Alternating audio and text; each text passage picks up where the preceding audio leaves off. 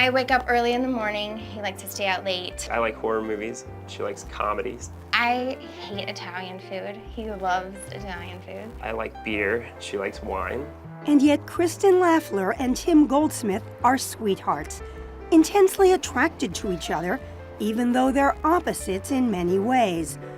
Like an estimated 20% of American couples who got together in the past few years, they met through an online dating site.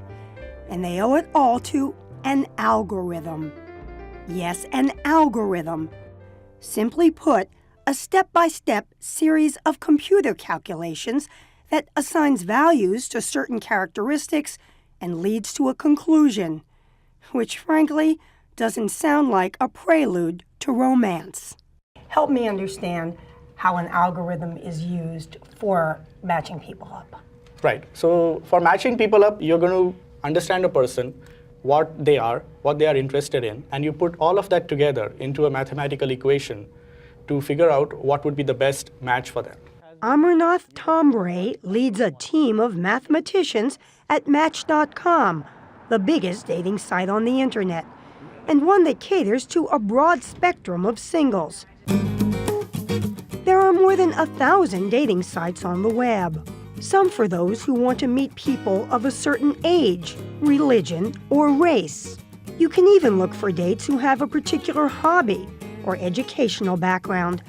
And a lot of sites use algorithms to pair up folks, often by factoring in their backgrounds and who they say they want to meet. But after observing its customers' online behavior, Match.com learned that something else is going on. We realize that people break their own rules. So they say they want one thing, but they express interest in something completely different. So now their algorithm tracks what you do online and recommends dates based on which profiles you're really checking out and who you respond to when they contact you. People might say things like, it's important that they have the same religious affiliation. That one's broken quite a bit.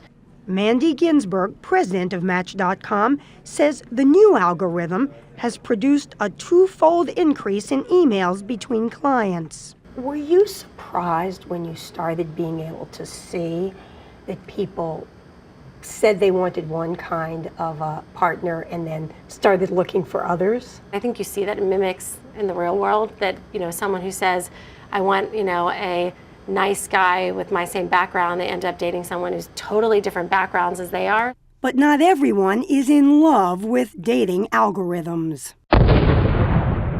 We have very little reason to believe that collecting information from two people who have never met can predict long-term compatibility. And consequently, we have very little reason to believe that these algorithms can be effective. Psychology professor Eli Finkel of Northwestern University is co-author of a study out just this past week that sees much to like in the prospect of online dating as a way for couples to meet. But the report also indicates it may be luck that sparks a relationship rather than mathematical equations. That's why she chose eHarmony. He points out it's a $1 billion a year business, with some dating sites charging as much as $60 a month for providing matches. And so I would encourage singles, before they shell out big bucks for a premium site making pretty strong claims, to think twice about whether that's the best use of their money. In fact, he says an old-fashioned answer may be a better value. If you want your daughter dated or some marriage consummated for a rather modest fee. A matchmaker, like the one Barbra Streisand played in Hello, Dolly. And yes, dear Valentine, in this day and age, they do exist.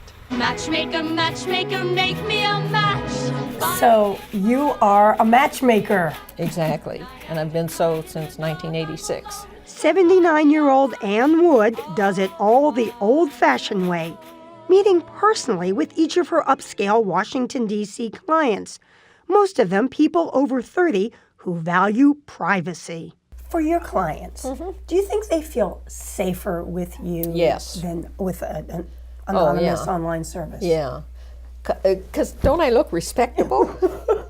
She charges $1,000 for a year of service, is choosy about who she takes on, and doesn't show clients photos of potential dates. Because you'd be amazed, people are always better looking than their pictures.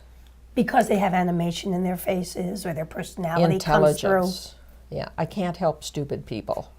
But just like an algorithm, she doesn't always pair dates up based on what they say they want.